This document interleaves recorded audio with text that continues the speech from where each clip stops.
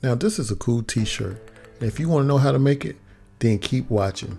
I'll show you step by step on how you can make this t-shirt. And if you watch to the very end, I'll give you a few tips on how you can become more successful when making custom t-shirts.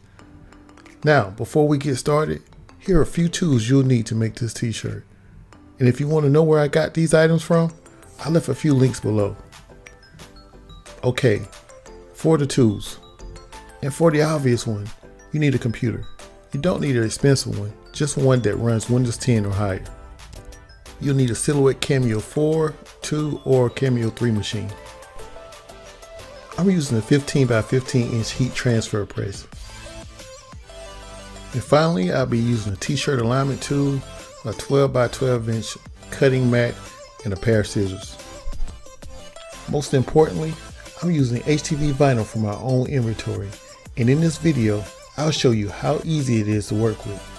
And again, if you're interested in any of the items mentioned above, check out the links below. And don't forget to hit that subscribe button and press that notification bell. And now let's move over to Silhouette Studio. All right, first thing we want to do is make sure that our cutting mat is set correctly. The cutting mat I'll be using today is a 12 by 12 inch cutting mat. If you want to make sure that your cutting mat is set correctly, the first place you want to go to is go to the right hand toolbar and click on page setup. A couple of things you need to check to make sure that your machine is set to your Cameo 4 or your Cameo 2 or your Cameo 3 machine. Also make sure your cutting mat is set to a 12 by 12 inch. That's what I'm using today.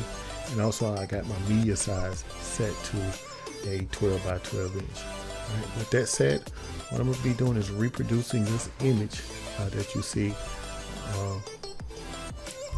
this on my screen. This is the image that I use as a mock-up, and I'm going to create my own with that. It's just like you've seen at the start of this video. As you can see, I have most of my images already loaded on the screen. I'm just missing the clover. So I'm going to briefly show you how I save my images off the web. So to do so, I make sure I go to your favorite web browser. I like to use Google Chrome, so I'm gonna have Google Chrome here. And as you can see, I already have searched for the image that I want and have it saved on have it up on the screen. So to save it, one thing you can do is once you click on the image one time, right click on it and hit save image as, and you can save this image locally onto your computer. But sometimes I don't have that option to be able to save an image offline, so I use a really nice handy tool called Snipping Tool in Windows. So if you have Windows 10 or higher, it has a free image clipping tool that comes with it. To do so, just click on the search option down here and type the word snipping in, and that tool will come up. And as you see, I've already used it before, but I'll show you guys how I use it here. So you hit new, the screen kind of goes fade, and select the area by holding your mouse button, let go, and there is your image. Now, neat thing about this is you don't have to do anything else. Just minimize your snipping tool, minimize your browser. Let's go to edit. Let's go to paste the image right on in there. All right.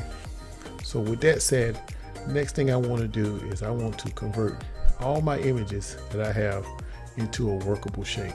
And Silhouette Studio has a really cool tool that'll do this. You can take any image offline and convert it into a shape and manipulate that shape.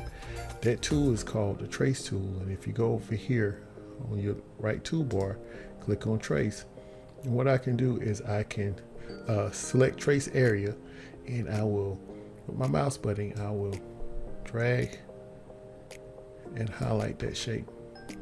All right. Once everything is filled in yellow, that basically tells you the yellow areas is what will be traced.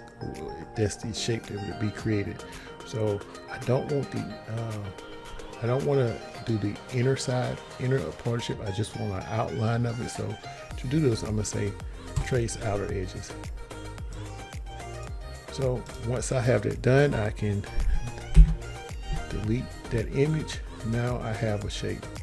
I have a workable shape, and I'm going to make this just a little bigger by clicking on it and then taking one of the anchors and making it larger. Another thing I like to do is I like to, once I create a shape, I like to smooth it out. and if you double click on the shape, you'll see it has quite a few points. Some shapes will have more points than others, but to smooth it out, I like to click on simplify, and in this situation right here, it didn't need to be smoothened, so I'm gonna keep moving. So with that said, I want to take this clover and make it look like this clover. So to do so, I need to use a tool, the replication tool. There are a couple of ways where you can replicate shapes, but the replication tool is used to duplicate multiple shapes pretty easily and pretty quickly.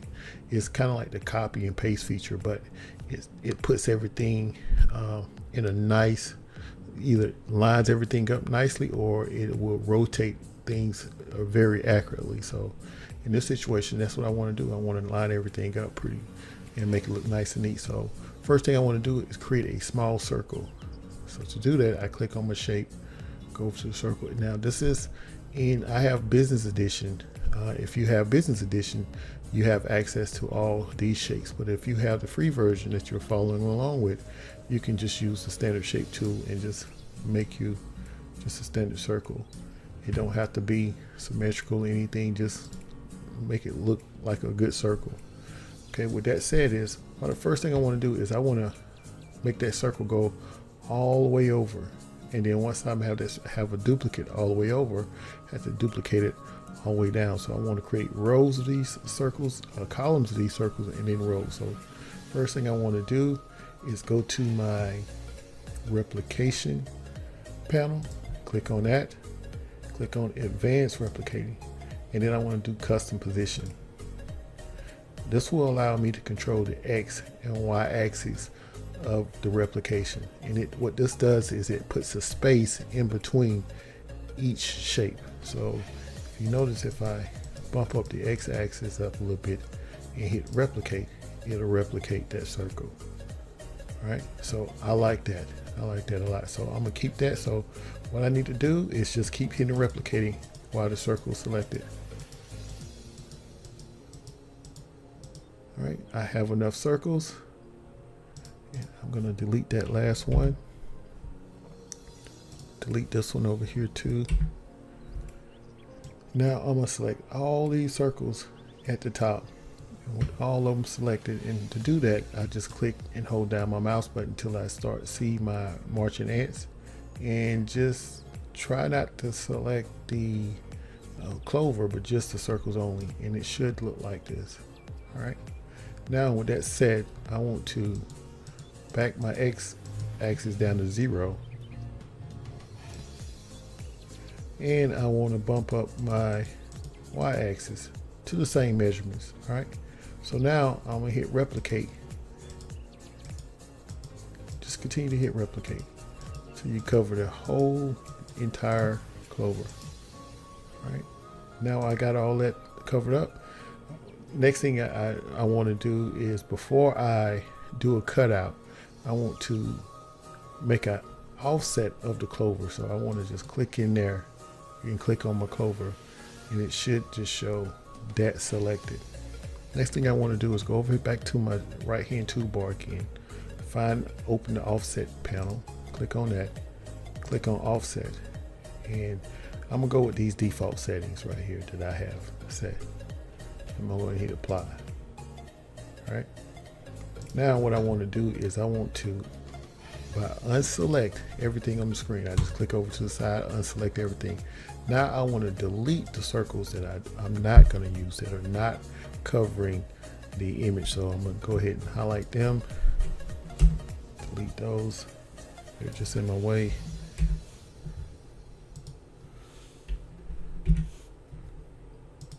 Delete that.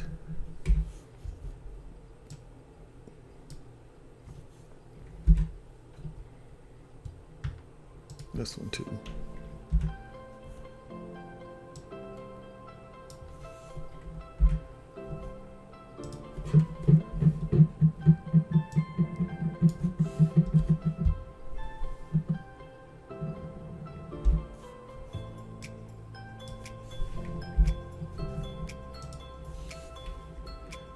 What I want to do do is I'm deleting all the circles that are not touching the inner clover. The outer clover I'm gonna save, but it needs to touch the inner clover. So if it's like this one here, it's touching the outer clover but not the inner, and this one is touching the inner, so I'm gonna delete this one. Don't need it.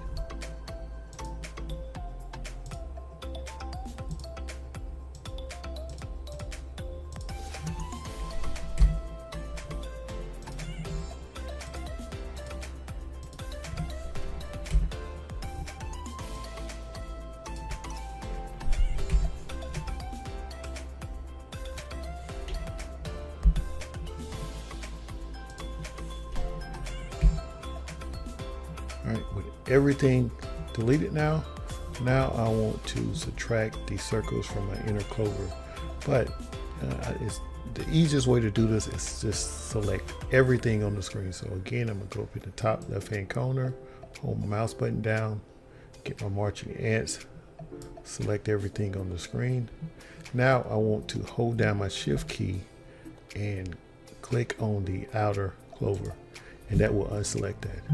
As soon as I get that unselected, I'm going to go up to Objects, Modify, and Subtract All. And what Subtract All does is it allows you to subtract multiple shapes from one object, from one shape. So a lot of people like to try to do subtract, and subtract only likes to do a 1 for 1. So if you got just 2 shapes and you need to subtract the top shape from the bottom shape, subtract works well. But if you got multiple shapes that you need to subtract from the one on the bottom, it's best to use subtract all.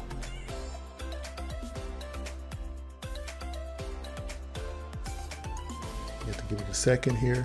All right, now it's finished.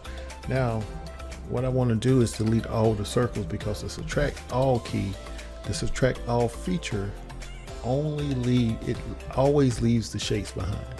So that's the only down part about it. Whereas the subtract tool by itself, it always removes the top shape and it will leave the shape that from the bottom. But in this situation right here, you always have to delete the top shape. So, but to do that, I don't want to delete the inside clover. I just want to delete the circles. And to do that, everything is already selected. All right. So what I want to do is hold down my shift key again and come over here and select and click on the inner clover. I hit the shape real quick. All right, once I did that, it unselected the clover, and I can hit delete. Now let me get this one circle. Now there I have it. So this is how your shape should look now. Now we got one more step we have to do. I want to click on that outer clover again, and I want to go back up to my offset path panel. If it's not open, just go over here and find a little star, click on that, and it'll open it back up. Hit offset again, just take those default settings that you had the last time and hit apply. Now I want to convert this into a shape that to look like this. To do so, again, select everything on the screen and right click on the shape and hit make it a compound path. And once you do that, you can fill the color in, and there you have it. All right, now we got that out the way. I'm just going to make that just a little smaller and just kind of put it off over to the screen, and I want to mess with my font. And again, I use that same technique with my snipping tool to get this font offline. If you want to see how I get my fonts offline, again, subscribe to my channel, hit the notification bell, and follow me along. And when I post that video, you'll be the first one to be notified, and I'll show you how I get my fonts offline sometimes. Now what I want to do is convert this into a shape as well. Right now it's just an image and I can't do anything with it.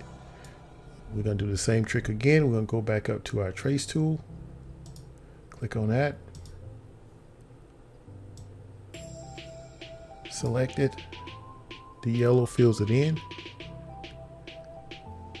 Now this time around, instead of using an outer trace, I want to use just a standard trace. And what the standard trace will do is it would highlight everything on the outside and the inside. So let me show you. Click on that. So if you notice, that's what it did, and I'm just going to show you really quickly with the outer trace. Yeah, so I'm going to just select this one more time. You don't have to follow along with this trick, but I want to show you guys the difference if you're new to this. And if I do the outer trace, you see the difference. It didn't get the inside there. All right, so let's delete this guy right here. We're not going to use it. So now I got my shape, so I want to just change again. I want to smooth it out by double clicking on it, and you see all those little points there. Hit simplify, and it simplifies it just a little bit. I think I got a little point right here down at the bottom. So what I like to do with my fonts is I like to clean it up a little bit, or I like to move them around. Like right now I want to put pinch on the top, kind of like this. But I can't because it's grouped together.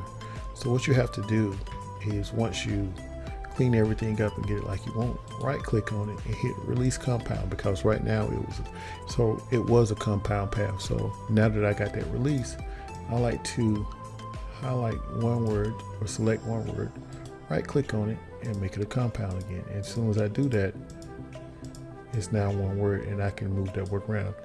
Right now this is still individual shapes, and if I try to move it, it's going to move one shape at a time. So again, I want to select this guy, right click, make compound path, and now I can delete that little dot that was down there. So now you see I can manipulate it like I want. I can stretch this out like I want to.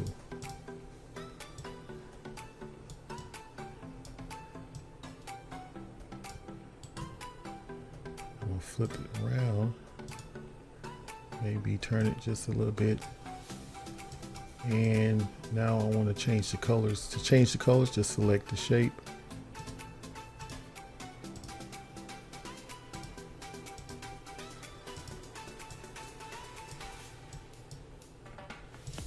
squish this in a little bit, make it a little more playful, and rotate it. This is a little bit more wider. With everything on my screen set correctly, the next thing you want to do is you want to make sure that you flip your design. Last thing you want to do is cut your design out and press onto your t-shirt and realize it is backwards. And to know if you need to flip your design, if your design is facing you like it is on the screen right now, if you was to pull your design off the screen and put it onto your t-shirt just like it is forward and look straight down at your shirt, it will be reversed. It will look right to you, but to others looking directly at you, it will look reverse. So what I want to like to do is select everything, right click, hit flip. Now if I was to pull this design off this monitor and put it on my shirt as it is and look straight down, to me it will look reversed, but to someone looking directly at me, it will look correct. So this is how your designs should look in Silhouette Studio before you move it to your cutting machine. Always flip it over. Now to move over to your cutting machine, or to move over to your cut settings, let's click on send.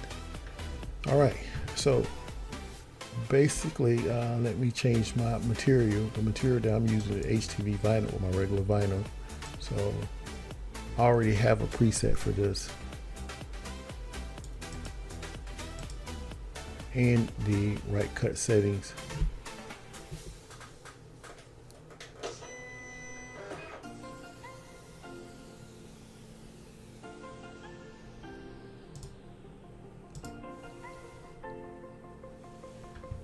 I already have a presetting for this in the right cut settings.